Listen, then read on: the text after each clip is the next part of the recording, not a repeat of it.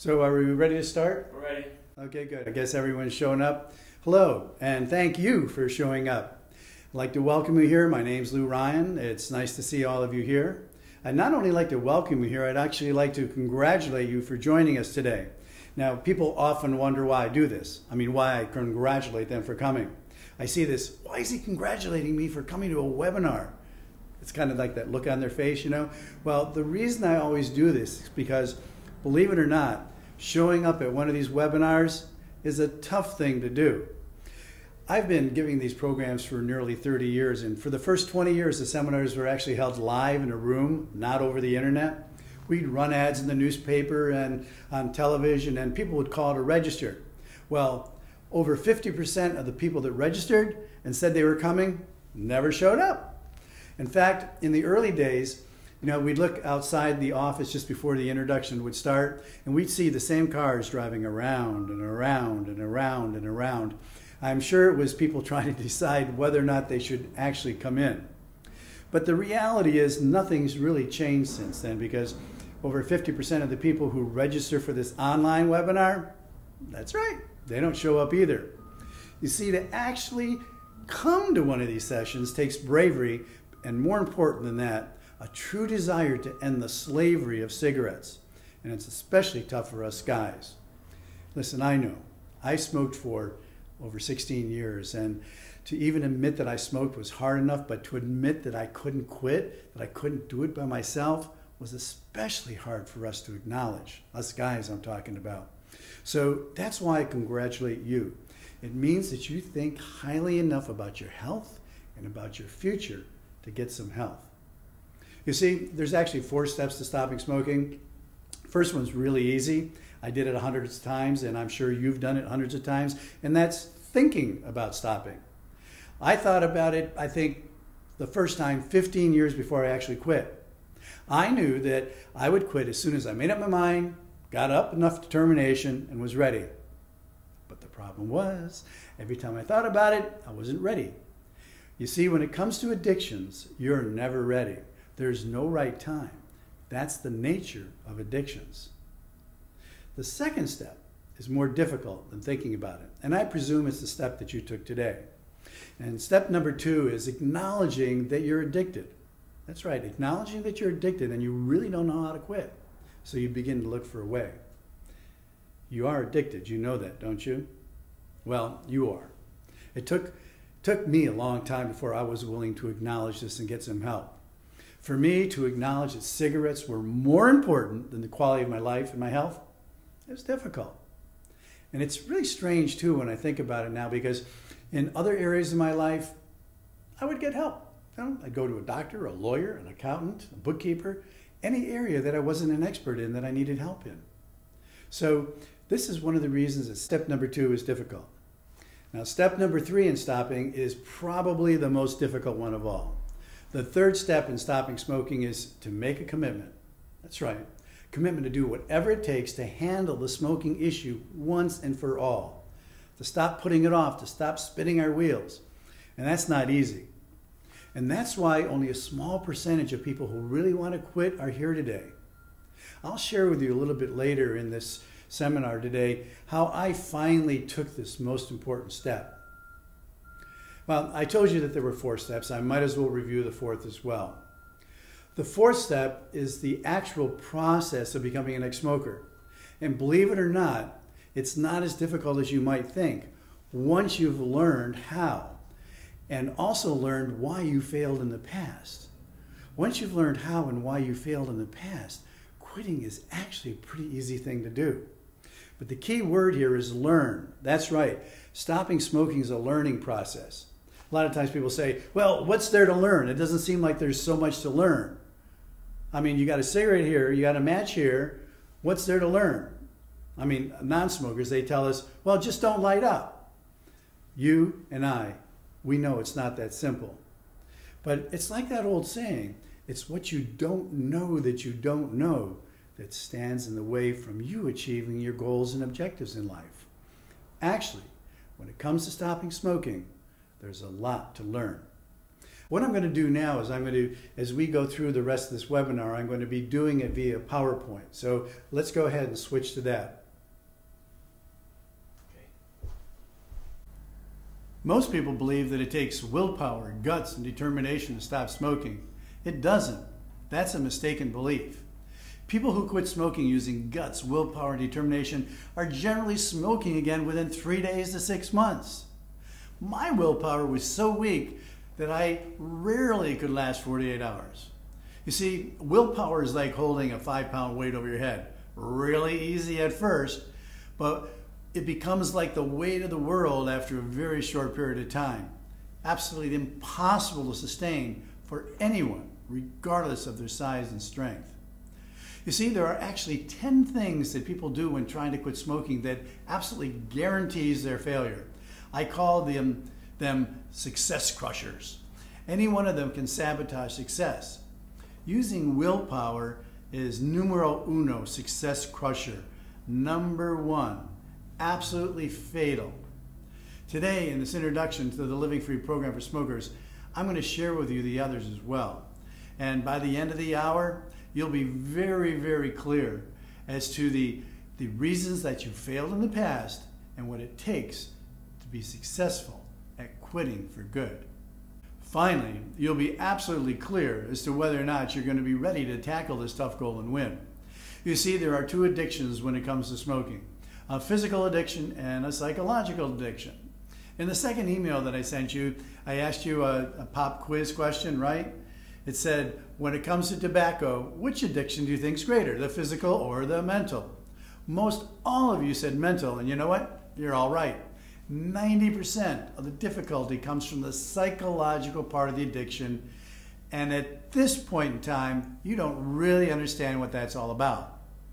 See, psychological refers to what goes on in our heads, up here in our heads. And once you learn what goes on up here, becoming an ex-smoker is really a pretty easy thing to do. Now, I know at this point you most likely don't believe a bit of that, and I understand that. It's hard to prove to your doubters that an addiction is mental. Let me see if I can sway you a little bit. Most likely you've tried to quit before, right? Let's see if you can relate to this very typical experience of mine in trying to stop. I think I mentioned earlier that I was a Sunday night quitter. I would always get prepared for Sunday on Saturday night by smoking 2 or 3 times more than I usually did. On Sunday, I'd have anywhere between 5 or 10 cigarettes left in the pack, and I'd smoke them very carefully throughout the day until I got down to the last one, and I'd smoke that last one down past the filter and then reluctantly put it out. But when I did, I felt really good. I felt very confident that I was going to be starting a new life. What a great way to start the week as a non-smoker, I'd say. And I felt terrific for about an hour and a half. After an hour and a half went by, I'd start to get nervous and frustrated and antsy. An hour and a half after that, I felt like I lost my best friend. I felt denied, deprived, and if I made it through the first night, by 10 o'clock in the morning, I was so irritable and grouchy that people in my office were offering me cigarettes. That's right, they'd rather have me smoke than experience how I was acting. By the afternoon, I was nervous, so nervous. I had so much anxiety that I'd literally be pacing the floor, making periodic beelines to the office refrigerator. I want you to know, not too popular because most of the munchies were other people's. But that was the reality of it. On top of that, there was happy hour. And how could I make it through the staff meetings with cigarettes going around the table in the morning? Remember, this was 35 years ago? Yeah, we actually did smoke at meetings. By 10 o'clock the next morning, I bummed my first hit. By 11 o'clock, I bummed my first cigarette. And by noontime, I bought a fresh new pack. I'm sure that many of you, or even all of you, can relate to these feelings of nervousness, frustration, denial, deprivation, irritability, anxiety, and even the hunger part. How many of you feel that it would be easier to quit without experiencing these feelings? I can imagine most of you are probably nodding your heads. Of course the answer is going to be it would be a lot easier if you didn't feel denied, if you didn't miss your cigarettes, if you didn't feel deprived. Remember I said there's 2 parts to the smoking addiction, a little bit physical and a lot mental. 90% of these negative emotional and physical feelings actually come from the mental part of the addiction. Now, I know it feels physical, but bear with me. Let me explain. The experiences that we have in life, the way that you experience life, the way that I experience life, comes from our perspective and our perception of life. That's right. Let me give you an example. Let's say you were to go home tonight, expecting nobody to be at home, and you open the door, and before you turned on the light, you heard footsteps running across the kitchen floor. What might your experience be? What would your mind be telling you? You'd be feeling fear, anxiety, nervousness. You'd probably have sweaty palms, your heart rate would go up, you'd have a cold sweat, you'd have maybe tight muscles in your stomach. You'd actually be having a physical reaction, yet nothing actually happened to you. The feelings that you were having would come from what you perceived or believed might happen. Isn't that right? Of course it is. You see, the subconscious part of your mind flipped a switch that said, danger, danger, alert, alert, and started sending messages to your body to react. That's why you had sweaty palms and butterflies and tight muscles, dilated pupils, and so on. The feelings and the emotions were the result of your perspective and perception of what was going on in your house. Now, once you turned on the light and you saw the truth that it was your neighbor's dog, what happens to the feelings? Yeah, the feelings and the emotions, they dissipate, they go away. Likewise, deep within your addictive mind are beliefs and thoughts that start working on you whenever you even think about quitting smoking. That's why people don't show up, because just thinking about coming to one of these seminars, that addictive mind starts to work and they get nervous and fearful and anxious. The feelings of nervousness and frustration and denial and deprivation and irritability and anxiety are all a result of your perspective and your perception. That is your beliefs and your thinking. So just like with the footsteps in the kitchen, in this program, what I'm going to do for you is I'm going to turn on the lights for you so that you can see the truth.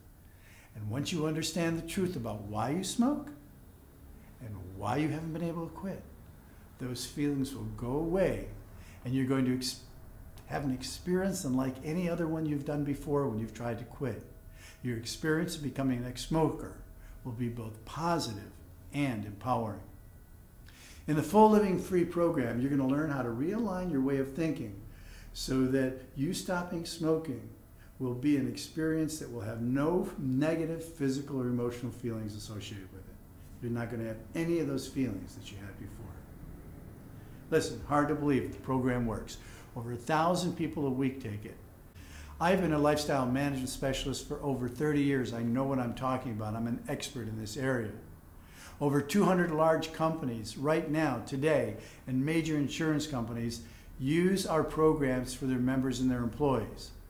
The BBB, in other words, the Better Business Bureau, they rate our company and our programs as A+. And there's only one reason for that.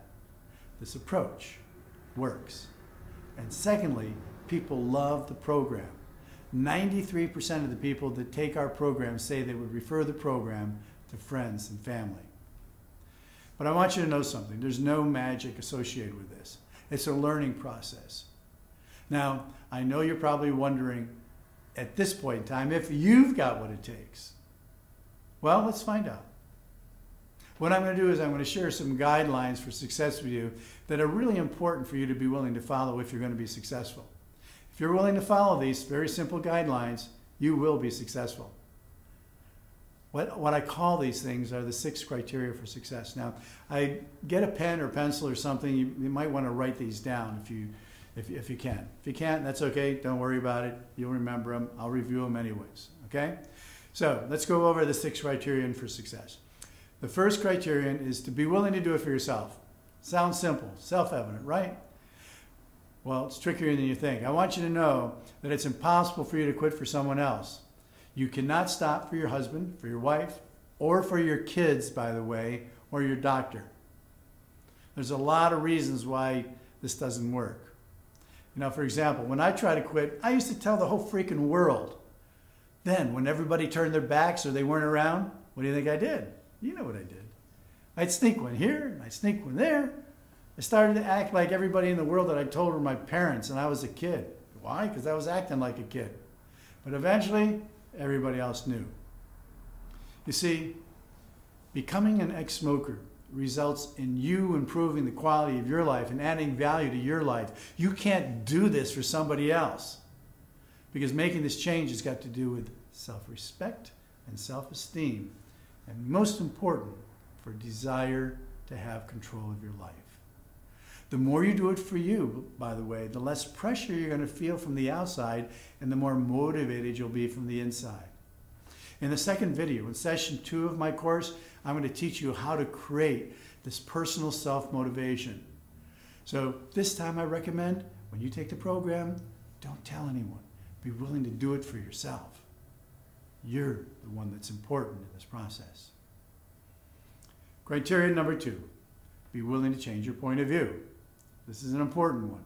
And the key word here, by the way, is willing. By the way, I define willingness as being willing to be willing when you're unwilling. Anybody can be willing when they're willing, right? Willingness comes when you're not willing and you do it anyways. So this one, be willing to change your point of view, is important and one of the hardest ones. It's important because, as you recall, there's 2 addictions, right? The physical and then the big one, mental. So get this, it's clearly important. There's only one reason you smoke. You smoke because of the way you think. That's right, it's the way you think. You see, over the years you smoked, you developed beliefs about why you smoked, about when you're going to quit, about how you're going to quit, about why you haven't quit, and why you can't quit now, what'll work for you and what won't work for you. Your beliefs, by the way, your point of view about quitting were what? They're false. What's the proof of that? Proof is that you're here. If you know what worked for you, you wouldn't be smoking and you wouldn't be here. You see, all of these beliefs were developed after you started smoking. So you develop these beliefs within a smoker's point of view. They're smoker's beliefs. I call them the smoker's mind. And these beliefs only helped you to continue to smoke, not to actually quit. Now here's the challenge. The problem is that when we believe something, we defend it, even though it may have nothing to do with reality. You know why? Because we love to be right and we hate to be wrong. So it's important to be willing to surrender in this process. Not to me, but to yourself. By acknowledging that you do not know how to quit and that you need some help. What also makes this hard is that your beliefs as a smoker to you seem true, even though they have nothing to do with the truth, nothing to do with reality. Let me demonstrate this, because I know your mind is going bonkers right now and saying, what is he talking about? Let me demonstrate how our beliefs are not always in line with the reality. This is kind of quick and it's fun. I'm going to ask you a couple questions, okay? First one I'm going to ask you is, and actually when I ask you a question, type in your answer in the chat box if you would. What color is the stop sign? Dum, dum, dum, dum, dum, dum. Okay, I think maybe you all got that. Okay, now answer number 2, or question number 2, excuse me. What color is a yield sign? Go ahead, type it in. Dum, dum, dum, dum, dum, dum, dum, dum. Okay, good. Now, if you're like most people, 99.9% of you said a stop sign was red. Perfect, absolutely got that one right. Now, the second one, 90% of you probably got the answer wrong. You probably said that a yield sign was yellow and black, didn't you? It looks like this, right? Wrong. Yield signs really look like this. They're really red and white triangles. You see, way back in 1987, the US government changed all yield signs. That's right, all of them. Not some of them, not just in some places. They changed all of them from yellow and black to red and white. See, the point here is that you have a belief that came out of your past that's got nothing to do with the reality. Yet most of you probably right now are saying, this guy's crazy. I know they're really yellow and black. That's a belief that's got nothing to do with reality. And if you try to reach a goal based on beliefs that are untrue, you're not going to reach your goal and you're not going to know why. You'll keep on banging your head against the wall. So this is why criteria number 2 is so critically important. Just like with this yield sign, be willing to change your point of view. And once you realize the truth and see what reality is, the process of becoming an ex-smoker will be easy. I promise you. Okay? Okay, good. So, criteria number 3. See if you're willing to do this one. Criteria number 3 says, be willing to stop proving that you're right in being unable to stop. Let me repeat that. Be willing to stop proving that you're right in not being able to stop. Now, what the heck do I mean by that? Well, when I was a smoker, I'd go ahead and stop for a couple of days and start again and then say, see, I told you that now's not the right time. I told you I've been smoking too long. I told you I don't have the willpower. I told you I'm under too much stress. I've told you I've tried too many times. I told you that I couldn't stop. Sound familiar? Yeah, you bet. I promise you, we all have the power and the ability to stop as long as we're willing to start saying I can rather than I can't. You say it to your kids, right? Remember the little red train that went to the top of the hill? I think I can, I think I can, I think I can, I know I can. The reality is you can. It doesn't matter how long you smoked. It doesn't matter how many times you've tried to quit. It doesn't matter how powerful you think you are. The reality is you can stop. And this time, and at this particular time rather, you just don't know how. And I will teach you how. That's what my job is going to be in this process. Criteria number 4. Be willing to see that your fear of failure is less significant than the incredible opportunity that you have in stopping smoking. There isn't a person who comes to this introduction who doesn't have some fear. You have fear that you're going to fail, or fear that you're going to succeed, or fear that this is a waste of time. Of course you have fear. Right now your self-image is that of a smoker, and you can't imagine what it's going to be like to be an ex-smoker. There's a guy by the name of Napoleon Hill. He was a great motivator. He said there's 2 kinds of people in the world. He said there's one who has fear and is successful, and one who just has fear. One who has fear and is successful, one who just has fear. Fear stands in the way of people not achieving success by not taking advantage of opportunities because of their fear. Let me ask you a question. What's the worst that could happen if you were to take the Living Free course and not succeed? The answer, of course, is you'd be right where you are, right now. The place you'd end up if you didn't try. Sometimes, someone who really wants to quit won't even try the program because they're afraid they might fail. Now, I'm sure you admit that this is really silly and it's self-defeating. Tonight, you're going to be faced with one of the most important moments of your life. If you like what we're saying here to you tonight, you're going to be faced with a choice to let fear be your enemy by robbing you and letting it rob you of the opportunity to end your slavery to cigarettes, or you can choose to be afraid and accept the fear of the unknown and register for the program anyways. If your intuition tells you that what we say makes sense here tonight, trash your fear this time. Don't let it stand in your way from freedom. The last 2 criteria sound very, very simple. They're very important, and they're really hard. Criteria number 5 says be willing to take responsibility for your actions. And criteria number 6 says be willing to tell the truth. To be willing to tell the truth. Responsibility and truth. The 2 most overused and misunderstood words in the English language. I used to think I knew what responsibility was until I tried to quit smoking. When I would smoke, I used to blame everything. My job, stress, family, my car, the dog. If this was all true, if these are all the reasons that I couldn't stop smoking, what would I have to do in order to quit? Of course you know the answer. I'd have to get rid of all those things, right? I'd have to get rid of the dog, the job, the kids, and so on. But then I'd probably smoke because of all that wasn't there. When we point our finger away from us, we give our power away. And when you give your power away, what's that leave you? It leaves us powerless. How do you feel when you feel powerless? Weak, insignificant, like a victim. The more that we can take responsibility, the more power we give ourselves. It's critical to be willing to take responsibility because it's not easy. People don't even know what it means.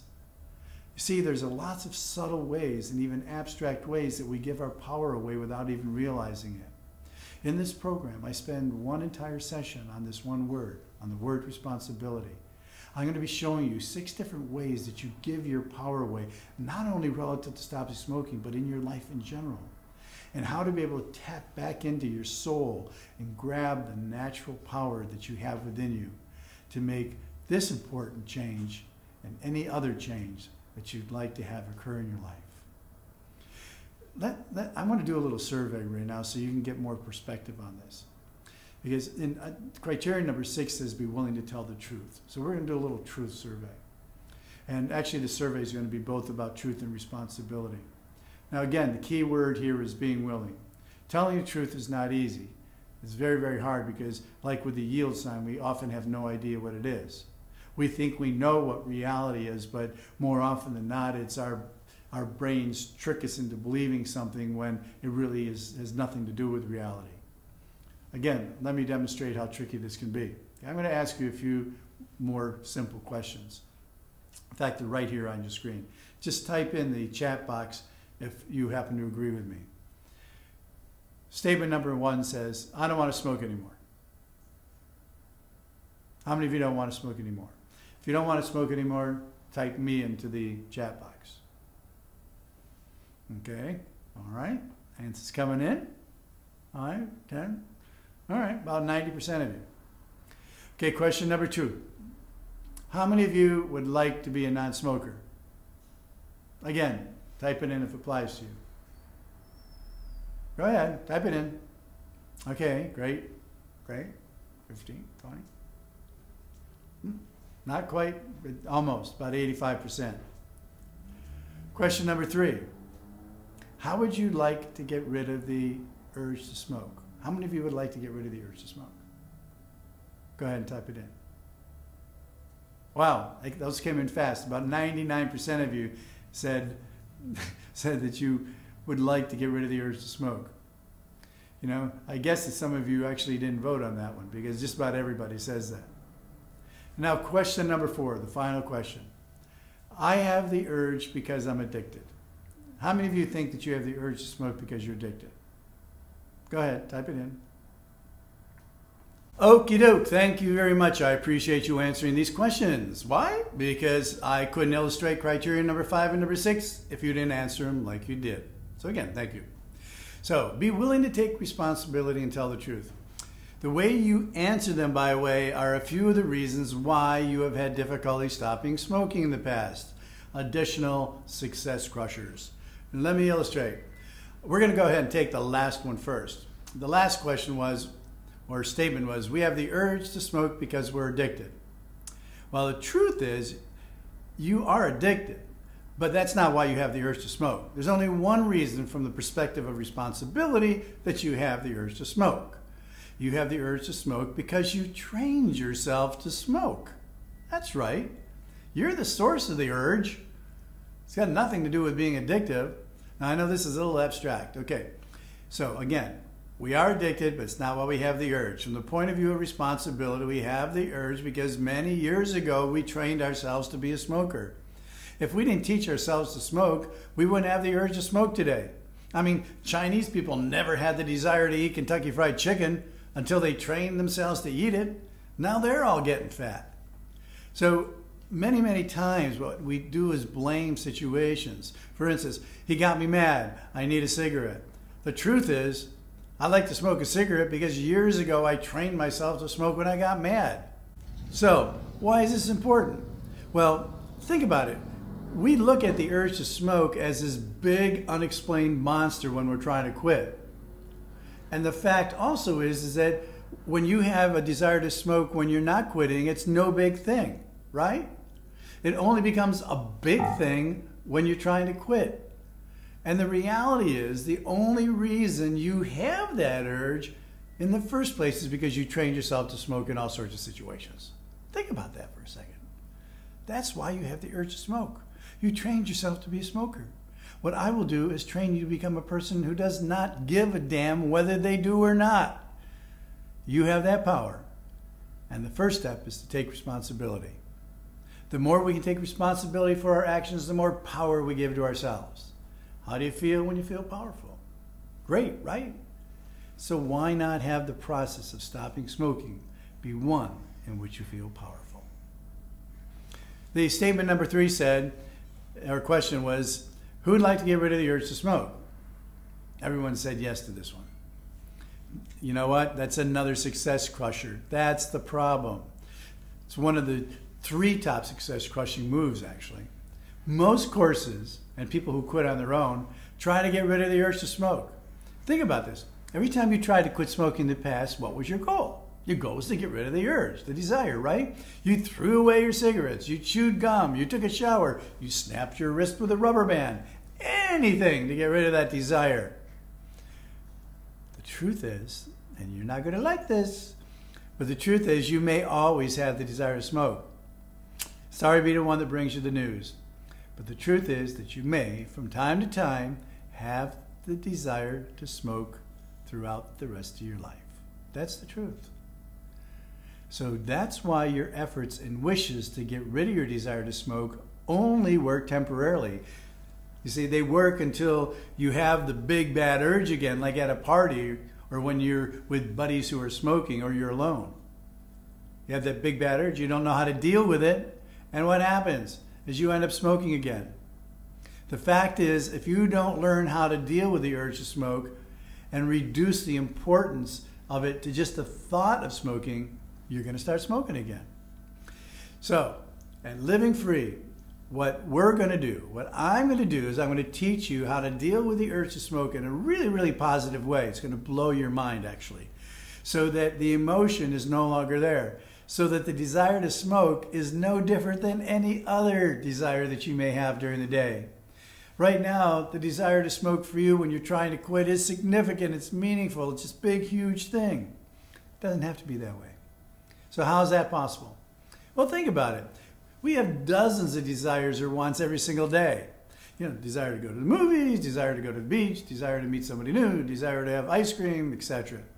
But these desires don't run your life, but your desire to smoke does, doesn't it? And what our goal is in this program is to teach you how to deal with these desires so that you can go anywhere, be happy, be sad, be bored, be upset, and know that smoking and tobacco and cigarettes just don't mean anything to you anymore. Isn't that what you want? Of course it is. That's called freedom. Truth number 2. I want to be a non-smoker. Well, sorry, bringing bad news again, you'll never be a non-smoker. It's too late. Becoming a non-smoker is like trying to become 10 years old again. You've had millions of experiences since you were 10 years old. You're going to get rid of those millions of experiences? Of course not. They're going to always be a part of your life. You've had thousands of experiences since you started smoking. Those experiences will always be a part of your life as well. So the best you can ever be is not a non-smoker. A non-smoker is a person who never smoked. The best that you'll be is what we call an ex-smoker. Now this may seem like semantics, but it isn't. And it's a very important aspect of the course. Okay, look at the board here. You were born a non-smoker. When you were born, you didn't give a damn about cigarettes, you didn't care about cigarettes, you never even had thoughts about cigarettes. And then you trained yourself to become a smoker, right? You lived like a smoker, you thought like a smoker, you did things that smokers did. The important thing to remember here is that smokers do not think like non-smokers. You think differently than a person who's never smoked before. And an ex-smoker does not think like a smoker and also does not think like a non-smoker. It's a whole new way of thinking. What is this new way of thinking? If you've never been an ex-smoker, you surely wouldn't know. So what happens is that you try to quit smoking and you use guts and willpower and determination and you become what I call a non-smoking smoker. You stop smoking, but you're still thinking like a smoker. And what happens after a period of time? You end up smoking again. I'm sure you can relate to this. So it's just like this. So what our goal is to teach you how to become an ex-smoker. Now, right now, you don't know what that is, right? It's just like a safe. If I have a safe in front of you and I say, go ahead and open the safe, you say, what's the first thing you're going to do? You're going to say, give me the combination. But if I don't give you that combination, what's it going to be like to open it? It's going to be tough unless you have a lot of dynamite in order to blow it apart. right? But if I were to go ahead and give you the combination, what's it like then to open the safe? Really easy, right? Absolutely. So this is what I'm going to do during the program. Our objective in Living Lean is to teach you how to think like an ex-smoker and have it be just as natural as your thinking is now as a smoker, so that not smoking will be natural. Just like smoking for you now is natural, and just like before you ever started smoking, being a non-smoker was natural. We want you to be living free of tobacco, so it's a natural occurrence and experience in your life. Got it? Good. I hope that made sense to you. So you'll never be a non-smoker. The best is X, and this is what we're going to teach you how to do naturally. Question number 1. This is actually Success Crusher number 2, as far as importance is concerned. Question number 1 was, I don't want to smoke anymore. Oh, really? I'd say that's a bunch of El Toro poo-poo. You said you don't want to smoke anymore. Why don't you go outside and throw your cigarettes or your chew away? Just throw them in the garbage can. No more problem, right? Wrong. You knew that if you went ahead and threw your cigarettes away or your chew away, how long would it be before you actually wanted another cigarette? 5 minutes, 10 minutes, 15 minutes, an hour? Certainly a day at most. The truth is, you still want to smoke. Smokers want to smoke. And if you start this process of saying you don't want to smoke anymore, you're starting on a foundation that's very faulty. When you're trying to quit, if you say this, you've just committed Success Crusher number 2. So criteria number 6 is being willing to tell the truth. The truth is, you do want to smoke. So remember, it's important to acknowledge that truth. Truth is the foundation for change. It's like building a building on no foundation. It can be the prettiest building in the world, but without a strong foundation, the building will fall. So you want to start this training process with a solid foundation. I'm a smoker. Smokers like to smoke, just like hockey players like to play hockey. Well, I got a question for you now. If it's true that you still want to smoke, why are you here? Well, the reason that you're here has nothing to do with wanting to smoke. It has to do with something much greater than smoking. You see, we're like this little man. There's a part of you that wants to smoke and a part of you that wants to quit. Since we want both, smoking's not the issue. The reason that you're here has got to do with the results of smoking and the results of quitting. You see, smoking is an action. Quitting is an action. And like any action, there are results. If you choose the action of smoking, then what you're doing is choosing the consequences. You're choosing that lifestyle of a smoker. And for instance, these are some of the ones that people have shared with us, some of the consequences of smoking.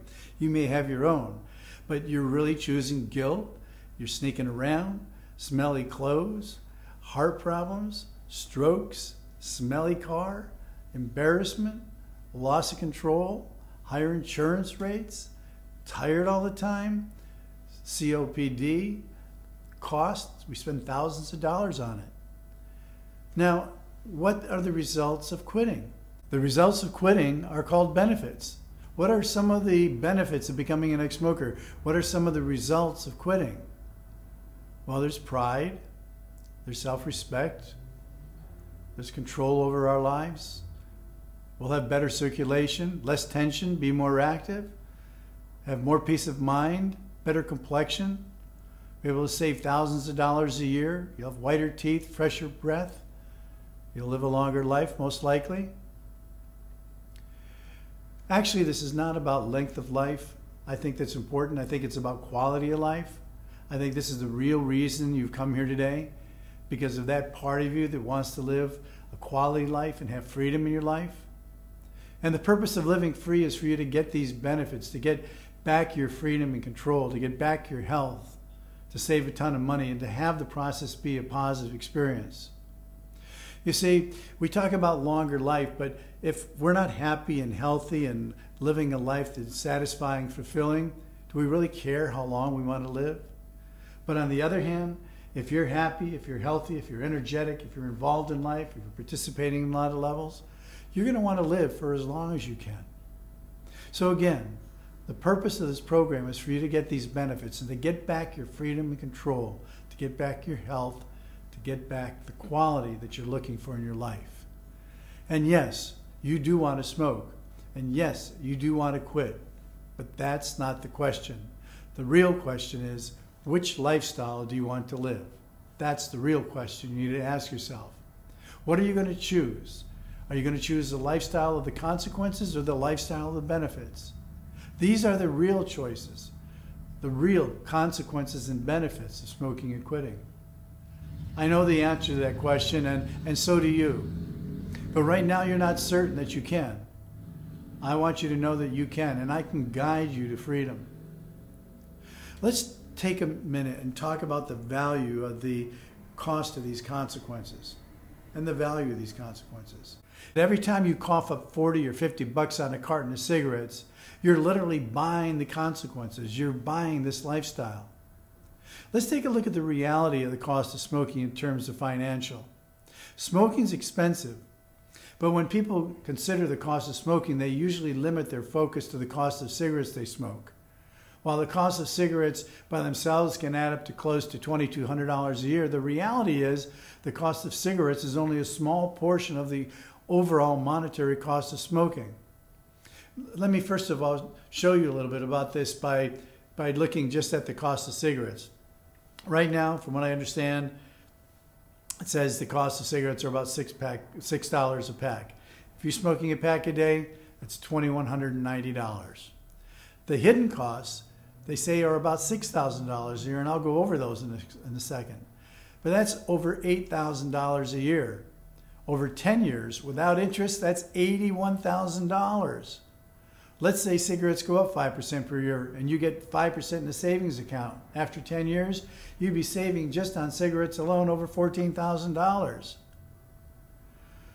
So let's take a look at the hidden costs. You got life insurance, you got increased health insurance, you got the increase in health care, you have the cost of medications, you have homeowners insurance that cost more now, you have the value of your house. You know, smoking leaves a bad smell in the house and thus decreases the value. Car insurance, resale of the car, you earn less money. What about gas money just going to pick the cigarettes up? Cost of cleaning, whether it be your house or your car or your clothes. Dental care, smokers spend more on dental care and on special dental products than non-smokers. Again, and lost interest on all the money that you must spend that you could be saved. When all these items are added together, in addition to the cost of smoking a pack of cigarettes, again, the amount lost to smoking comes to over $8,000 a year. That's money that you could use to pay off credit card debt or put in the stock market to earn extra money. Even if you were to place it in the most conservative investment of a savings account, you know, you could still earn a few $100s a year on that money. Now, I know what some of your smokers' minds are saying, well, I don't have insurance, or I only pay $3 a pack of cigarettes, or I don't get my clothes cleaned. Well, cut it in half then. That's your kid's education over the next 4 years in a good state school, or $100,000 that you could have had for your retirement if you still smoke 20 years from now. But the insanity of it is look at what you're getting for it. The consequences, the lifestyle of being a smoker. If you register for my program, you'll not only quit smoking, but you'll also save a ton of money. Now, what I'd like to do is, you know these things, and I don't even know why I talk about money anymore because, you know, people are pretty honest about that nowadays. Now, I know you probably have a lot of questions at this point, but let me first review the most frequently asked questions that most people have at this point in the presentation. So I'm sure the first thing that comes up is, well, how does this thing work? How does the program work? Well, the Living Free program is a 10-session program. You take it online, similar to this, except that you will see me during the entire session. And I'll be having a conversation directly to you and the other people that are taking the course. It's an e-learning video course. It's highly interactive and personalized. It's kind of like learning how to swim. I teach you how to do the freestyle. Then I send you out to practice the day's lesson. Then in session 2, I teach you how to change your form a little bit so you can swim faster with the same effort. Then I'll send you into the pool, you go out and test it, and you swim a little bit faster, a little bit easier. And then you say, wow, if I had only known this before, it would have been so much easier. What's next, you ask? And so on. And by session number 3, you'll be totally ready to enter into the race. Which usually brings up the next question. When do I quit? Well, during the introductory session, I'm going to ask you to pick your quit day, or as we call it, choice day. That'll be day of the video number 5. On that day, you'll be 100%, I mean it, 100% prepared and ready to choose to leave your cigarettes behind forever. In fact, you're actually going to be excited and feel more powerful about the possibilities than ever before. Another question, is there a schedule? Yep, we've got a schedule. We have a recommended schedule of a video every other day, but you can set it up to fit your lifestyle. Every session is about 20 minutes in length. It's not long like today's, but there is a commitment to time. Time and money are always the issues for people who never quit. I want to tell you something. All productive people, all successful people are busy. People who are successful in stopping smoking recognize this, and they don't wait for a convenient time because they know that there never will be a convenient time. They make this time convenient. This opportunity is present right now. Right? And I'm sure that many of you who have failed several times are concerned about wasting time again. And let me assure you that your chances of success are great. The success rate for people who attend all 8 lessons is the highest in the nation, over 80% after 1 year. I'd like you to compare this with the 50 to 30% for other courses and 10% for people who stop on their own using the nicotine patch. Look at the results of the survey of over 240 some people who took the program last month. This was with a very large company. Overall, did the program help you meet your goal? Over 90% of the people, it did. Question number 2 in the survey was, are the Self-Help Works programs something that you would recommend to others? 231 people answered that question. And again, over 93% of the people said that they would recommend the program to their friends. And there's a couple reasons for this. One is that the philosophy that you're going to learn in this program is totally different than anything that you've ever tried in your life. Secondly, you're going to be able to use what you've learned in all parts of your life. These are life principles you're going to be learning, not just principles to stop smoking. There's 2 parts to the program. The first part of the program, what I'm going to do is to teach you how to quit and have the process of quitting be fun and positive. And the second part of the program is to make sure that you stay stopped. So regarding support, you bet there's lots of it. Here are a few elements of support. First of all, there are sessions 6, 7, 8, 9, and 10. Lots of support that deals with everything from drinking with your buddies to having an argument with your spouse. Secondly, we have live weekly support groups that you can join for free and ask questions or just listen. Third is there are 13 audios that you can download to your phone to review the key concepts of the program, as well as to get support for now as well as in the future. You can listen to these support audios when you're walking, sitting around, doing nothing, or before you go to a party. We cover every single possible situation that you can think of. I want you to know something. Once you commit to this program, we commit to you. You can call us, you can email us to help you with any questions or any challenge that you're having anytime that you want. Living Free is the most comprehensive program for smokers anywhere. And all the support is included 100% in your tuition. So the next thing that usually comes up is, how much does the program cost? Okay, listen, I'm an ex-smoker. At one time I was seated where you are today, looking for a way to quit. I know you're afraid and that you're skeptical and you have doubts. I also know that in your heart of hearts you would love to be living free of tobacco and nicotine and smoke and filters. I also know that you've got concerns.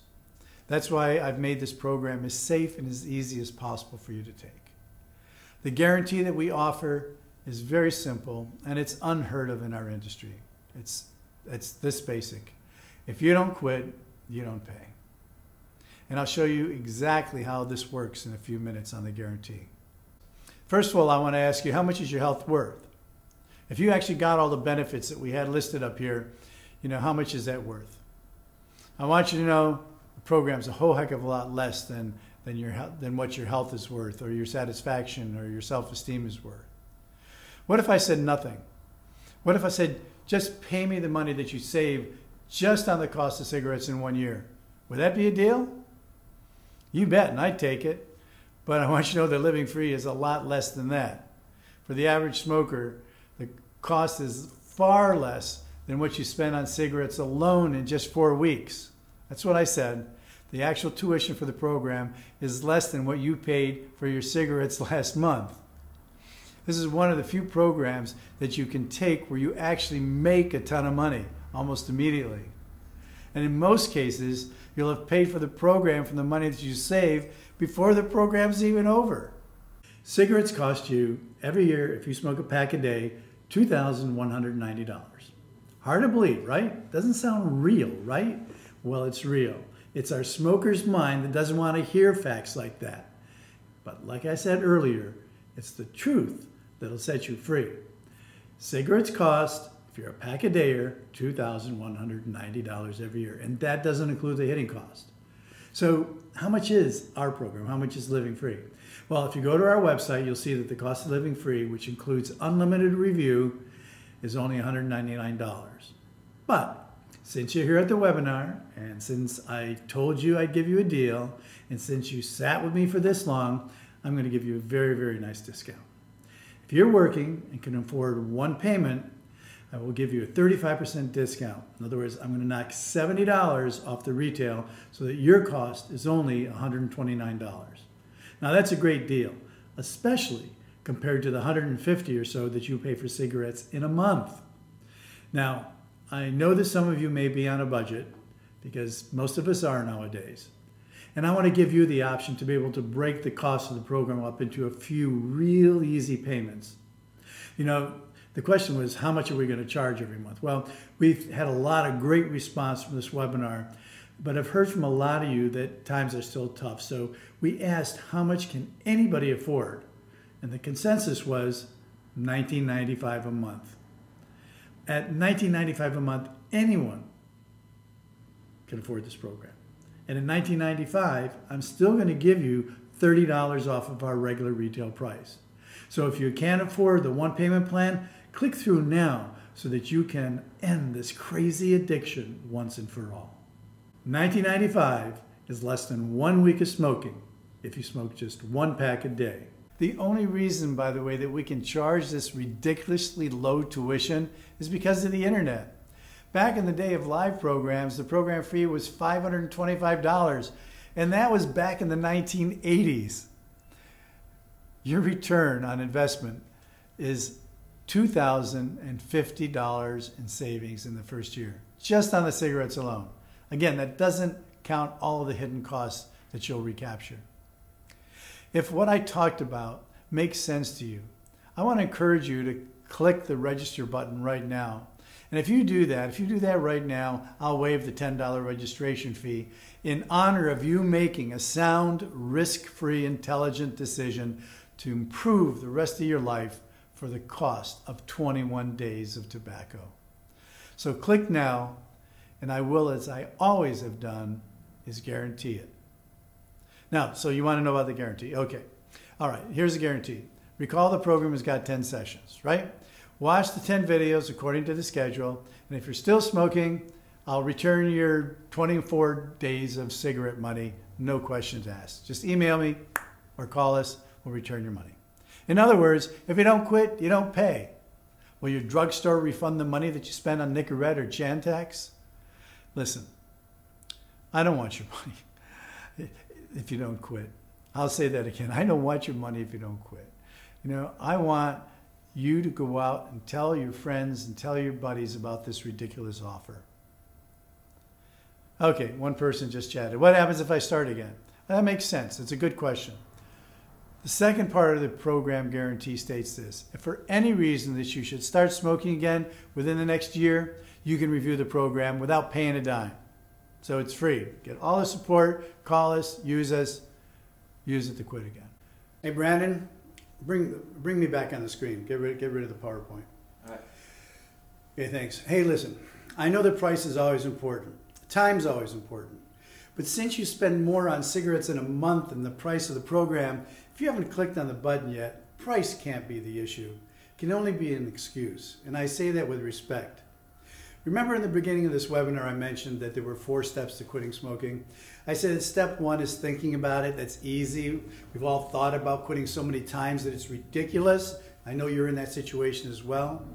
And step 2 was the harder one, acknowledging that you're addicted and you need some help. You've all passed that test. You're here. You're looking for some help. The third one, which I didn't go into too much, I said was the most difficult. And it's in these types of situations, like right now, when it really shows up.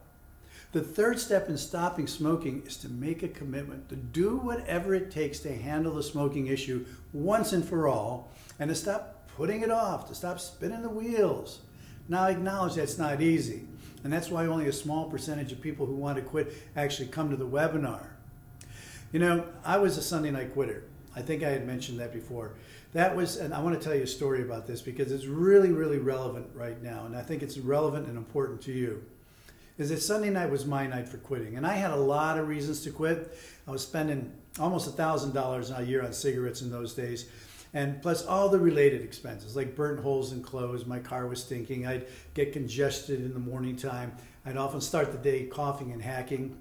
I said I was going to stop smoking so many times that I no longer believed myself at all. My self-image was really small when it came to that. I felt like a loser when it came to cigarettes. Very few of my friends smoked anymore. I was embarrassed to go hang out with those that didn't smoke. And even in those days, a lot of my life was about hiding the fact that I smoked or justifying why I didn't quit. In the old days, you could even smoke in a restaurant. And so, you know, you sit there in a chair and blow smoke over your shoulder so it wouldn't go all over the table with everyone else sitting there. Or you'd make an excuse and go outside just to get your smoke. I could go on and on. They were all great reasons to quit. But at any rate, when it came down to that Sunday night, my night for quitting, I told myself I would quit next Sunday. But when that next Sunday came along, I'd always make something more important than stopping. So I'd put it off to the following week. And I'd continue to do this week after week, year after year, until I finally realized something that for me was really profound, and I hope it is for you too. I realized that this number, this 52% that's on the board right now, this percentage, the percentage of my life that I smoked, and you've got your number, it represented more than the percentage of my life that I smoked. It represented the percentage of my life that tar, tobacco, smoke, paper, nicotine, and filters were the #1 thing in my life. That's right, I said #1. You know, I don't have a pack of cigarettes with me, but let's pretend this is. I held this pack of cigarettes above everything, and I mean above everything that I said was important in my life. I held it above my health, my family, my self-esteem, my friends, my personal happiness, my pride, my self-control, and money. I did. That's the truth of it all. And so do you. The percentage that's on this piece of paper over here represents the percentage of my life that I've given over my control to cigarettes. Cigarettes are #1 for me, and they are for you too, at least until today. We'll see. But it's one of the hardest things for me ever in my life to admit, perhaps the hardest thing that I've ever had to admit. But once I did, I was no longer willing to be a slave anymore. That was the day that I made the commitment to do whatever I had to do to end this life of slavery, to become free once and for all of cigarettes. And as you know, for you to have come to this webinar today, it was necessary for you to acknowledge that cigarettes have ruled your life as well. And now to be successful, it's important for you to take some action, to take a step, to make a commitment to yourself that will make ending that slavery a priority. And once you make the commitment to yourself to stop putting it off, the rest is pretty easy.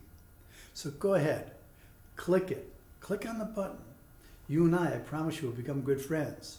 You'll call me or write me after the program and thank me for the difference that this program's made in your life. Take a chance on yourself today, and you'll remember this decision, this day, for the rest of your life.